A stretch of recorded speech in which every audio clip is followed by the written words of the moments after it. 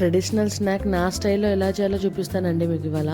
ముందుగా ఒక బౌల్ తీసుకొని అందులో కొద్దిగా మైదా పిండి తీసుకొని కాస్త నెయ్యి వేసుకొని ఒకసారి పిండిని కలుపుకోండి. ఒక్కసారి కలిపిన తర్వాత ఇందులో కొద్దిగా వాటర్ పోసుకొని పిండిని మెత్తగా తడుపుకోవాలండి. మామూలు పూరి పిండిలో తడుపుకుంటే సరిపోతుంది. ఇది ఒక హాఫ్ అన్ అవర్ వరకు అయితే నానాలి. ఇది హాఫ్ అన్ అవర్ కోసం అయితే పక్కన పెట్టండి. ఇప్పుడు అది నానే లోపల మనం ఒక కడాయి పెట్టుకొని అందులో కాస్త నెయ్యి వేసుకొని తురిమిన ఎండి కొబ్బరి, డ్రై ఫ్రూట్స్ని కూడా చాప్ చేసుకున్నానండి చిన్నగా. కొంచెం పెద్దగా ఉంటే పిల్లలు ఇష్టంగా తినలేరు కాబట్టి చిన్నగా చాప్ చేసుకున్నాను. అవి ఒక్కసారి అయితే ఫ్రై చేసుకోండి. ఇవి ఒక్కసారి ఫ్రై చేసుకొని అయితే తీసేసుకోండి కొంచెం గోల్డెన్ బ్రౌన్ వచ్చే వరకు. ఇది ఒక 1 month వరకు అయితే స్టోర్ చేసుకోవచ్చండి. మామూలుగా ఈవినింగ్ టైం కానీ మార్నింగ్ టైం కానీ స్నాక్ లాగా అయితే తినేయచ్చు. చాలా బాగుంటుంది. నా స్టైల్లో చేస్తున్నాను. ఇప్పుడు ఇవి పక్కన పెట్టేసుకొని ఇందులోనే కాస్త చక్కెర కూడా యాడ్ చేసుకుంటున్నాను. ఇప్పుడు ఇందులో మనం చాప్ చేసుకున్న పుట్నాల పొడి కూడా అండి కొంచెం కచ్చపచ్చగా మిక్సీ గ్రైండర్లో వేసుకొని తీసేసుకోండి. అవి కూడా ఇందులో వేసేసుకొని మిక్స్ చేసుకొని పక్కన పెట్టుకోండి. ఇప్పుడైతే మనకైతే స్టఫింగ్ అయితే రెడీ అయిపోయిందండి.